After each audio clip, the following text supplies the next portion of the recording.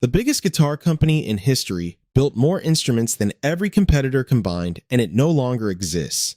Wandre. Wandre guitars came out of a small factory in Italy run by Antonio Pioli, a builder who treated guitars less like instruments and more like art projects. His designs used aluminum necks, wild asymmetrical shapes, and finishes that look closer to abstract paintings than anything a guitar company would normally approve. Pioli was the son of a violin maker and learned traditional luthiery in his father's workshop, then spent his career doing the opposite of everything it taught him. The factory itself was a round building, designed that way on purpose so workers at every stage of production could see and talk to each other. His guitars used aluminum necks more than a decade before an American company would famously try the same idea, and his obsession with restoring motorcycles showed up in hardware that looked more like bike parts than guitar parts. The guitars were odd enough that most players at the time didn't take them seriously, and in 1969 Pioli simply got tired of guitars, sold the factory, and moved on to designing leather clothing. Then something strange happened. Decades later, collectors started treating Wandre guitars as functional art, and instruments that once struggled to sell began trading for serious money among people who understood what Pioli had actually been doing all along. Some of his guitars have ended up displayed in design exhibitions rather than played, which is probably exactly how Pioli would have wanted it. Microfrets. Microfrets operated out of Maryland for less than a decade, but packed more genuine innovation into that window than companies 10 times its size.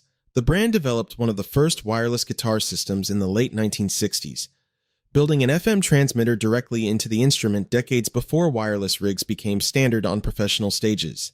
The idea was so far ahead of its time that most stores had no idea how to even demonstrate it to customers. They also designed an adjustable nut that let players fine-tune intonation at a point on the guitar nobody else was even thinking about. None of it saved them. The company never found a large enough audience to sustain production, and by the mid-1970s, microfrets was gone.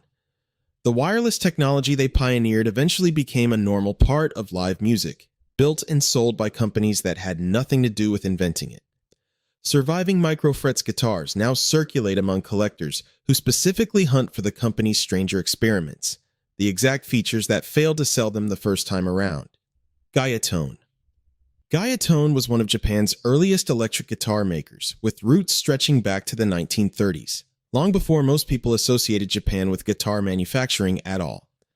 The company built instruments that sold under different names in different countries, most famously as Antoria in the United Kingdom, and a young Hank Marvin and Rory Gallagher both played Guyatone-made guitars early in their careers, before Stratocasters and Telecasters were within reach.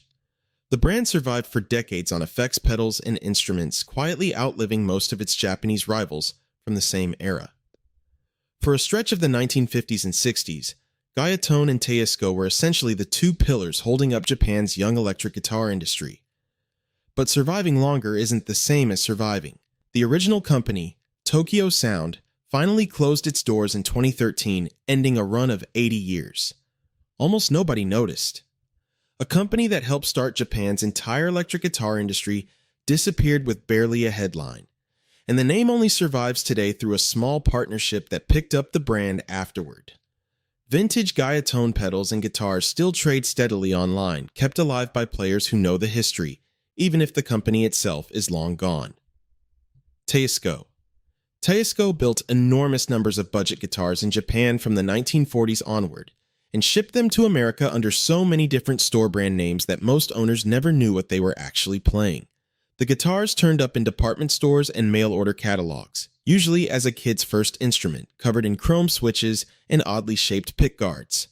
At the height of the 1960s guitar boom, Teisco was shipping instruments to America by the container load. Serious players dismissed them as toys. Then Kawai, the piano company, absorbed Teisco in the late 1960s, and the brand faded out of production not long after. Here's the twist. Those dismissed budget guitars developed a cult following decades later, and the gold foil pickups Teisco used are now hunted by session players and producers who pay more for a single pickup than the entire guitar cost new. Ry Cooder helped drive the obsession after using one-on-slide recordings that made engineers ask what the original 1960s Mosrites in steady demand among both surf revivalists and punk collectors. Two audiences that agree on almost nothing else. Framus. Framus was once the largest guitar manufacturer in Europe, founded in Germany in 1946 by Fred Wilfer, in a region full of displaced instrument makers rebuilding their lives after the war. Through the 1950s and 60s, Framus supplied guitars to a continent that couldn't easily afford American imports, and the instruments turned up everywhere, including in the hands of a young John Lennon, who played a Framus Hootenanny 12-string during the Beatles' mid-60s recordings. Then cheap Japanese imports arrived, undercutting Framus at the exact price point the company depended on, and by 1975, Europe's biggest guitar maker was bankrupt. The story has a second act. Fred Wilfer's son, Hans Peter, later founded Warwick, one of the most respected bass companies in the world, and eventually revived the Framus name under his own roof. The brand exists again today, but the original company, the one that dominated an entire continent, has been gone for 50 years. The Lennon connection alone keeps vintage Framus 12 strings moving through auction houses at prices the original company never could have imagined charging. Valco.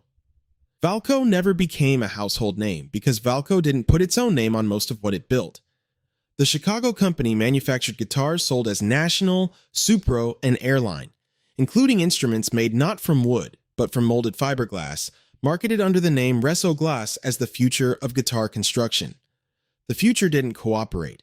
Valco merged with Kay in 1967 in an attempt to survive the market, and instead both companies collapsed together within about a year. That should have been the end of the story. Decades later, Jack White of the White Stripes made a red Airline his main guitar, and the strange fiberglass instruments Valco once struggled to sell became some of the most recognizable cult guitars in modern rock. The company that built them had already been dead for over 30 years. Modern reissues of those Airline shapes now exist specifically because of that revival. Built by a new company that licensed the look of a brand Valco never even promoted as its own. Kay was one of the giants of American guitar manufacturing, a Chicago company that put affordable instruments into pawn shops, catalogs, and music stores across the entire country. A generation of blues musicians started on Kay guitars because they were what working people could actually afford, and the company's upright basses became standard equipment in jazz and country bands everywhere. At its peak, Kay was producing enormous volumes and even built respected professional models endorsed by jazz guitarist Barney Kessel. Then the company made one final move, buying the struggling Valco in 1967, taking on its problems in the middle of a market being flooded by cheaper Japanese imports. Within a year, Kay itself was liquidated. One of America's largest instrument makers didn't fade away slowly. It went from giant to gone almost overnight, and the name has passed between owners as a license badge ever since. Vintage Kay archtops and basses remain fixtures in blues and rockabilly circles, still doing the same working musician job they were built for over half a century ago. Harmony. Harmony wasn't just a big guitar company. At its peak, the Chicago manufacturer was the largest guitar maker on the planet, producing more instruments than every other American company combined. Through the 1950s and 60s, Harmony built hundreds of thousands of guitars a year, selling them through Sears catalogs and music stores to families who could never have afforded a Gibson. An enormous share of American guitarists from that era, including future professionals, played a Harmony as their very first instrument. The company's entire business was built on affordable, high-volume production, and that's exactly what killed it. When Japanese manufacturers arrived with guitars that were even cheaper, Harmony had nowhere to retreat. The company that once outproduced the entire industry closed its doors in 1975. The name has since been revived by new owners, but the original Harmony, the biggest guitar company in history, no longer exists, and most people playing guitar today have never even heard of it. The factory building itself outlasted the company by decades, standing in Chicago as an unmarked monument to an empire that made more guitars than anyone makers sell modern recreations of the Teisco goldfoil design, an entire cottage industry built on a dead-budget brand. First Act. First Act might be the strangest entry on this list because it was never trying to compete with Fender or Gibson at all. The company sold guitars through Walmart and Target, sitting on shelves next to toys priced for parents, buying a first instrument for a kid who might quit in a month. At its peak, the company was moving enormous volumes through big box retail, a distribution channel no traditional guitar brand had ever seriously touched. Serious guitarists treated the brand as a punchline. What almost nobody knew was that First Act also ran a legitimate custom shop in Boston, building professional instruments for touring artists, including Adam Levine of Maroon 5, Rick Nielsen of Cheap Trick, and Brad Whitford of Aerosmith. Levine even co-designed a signature line called 222 that sold through Target. The same logo sat on a $99 toy aisle guitar and a hand-built professional instrument. The custom shop eventually shut down, and in 2016 the company was acquired by Jazzwares, a toy manufacturer, which is exactly where the story lands. The guitar company First Act tried to become is gone, and the name now lives on a toy company's product line. Travis Bean. Travis Bean guitars were built in California around one radical idea: a neck machine from solid aluminum running all the way through the body with the pickups mounted directly to the metal.